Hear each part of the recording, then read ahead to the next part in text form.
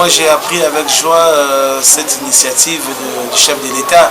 Vous savez que la plupart des jeunes entrepreneurs souffrent d'un problème, celui des financements de leurs projets. Il est vrai que quand on veut créer une entreprise, tout ne commence pas par l'argent, ça commence par une idée qu'on couche sous forme d'un projet. On s'est fait une idée à ce moment-là du montant dont on a besoin pour matérialiser son projet. Alors c'est à ce niveau-là que beaucoup de jeunes sont butés à cette difficulté. Alors je crois que ce qu'il a initié, il va concrétiser cela et qu'il mettra en place une structure devant permettre aux jeunes gens d'avoir les financements pour matérialiser leurs projets. C'est ce qu'il faut. Vous savez, madame, il faut dans ce pays créer une classe moyenne des entrepreneurs. C'est très important. Et nous le savons tous que pour qu'il y ait croissance dans un pays, en tout cas, il ne faut pas mettre, comment dirais-je, de côté l'entrepreneuriat.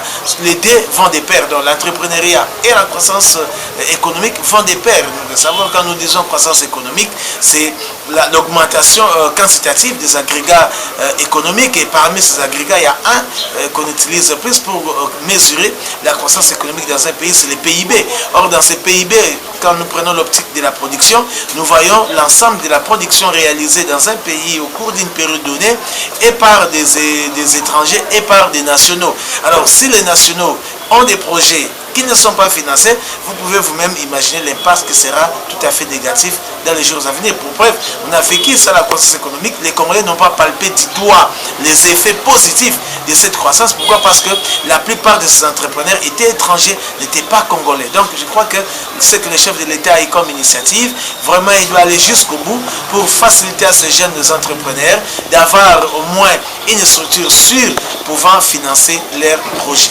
Il peut y avoir des risques s'il n'y a pas de suivi. Si on commencera à accorder de l'argent à n'importe qui sans faire le suivi, là nous allons vivre un impact négatif. Mais si on examine les projets de chacun, on demande aux jeunes, on organise des émissions de sensibilisation au niveau des universités, au niveau des médias, on organise une campagne de sensibilisation devant dire aux gens de pouvoir monter d'abord les projets et d'aller les présenter à cette structure. Je crois que s'il y a le financement, les problèmes ne se poseront pas. Nous le savons tous, avec l'entrepreneuriat, il y aura création des emplois, il y aura création des richesses, donc c'est bénéfique pour les pays.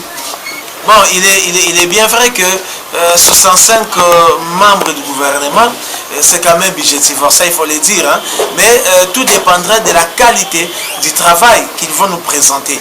Donc si ils vont mettre en avant-plan l'intérêt supérieur de la nation, nous n'allons pas sentir les effets néfastes de cet effectif.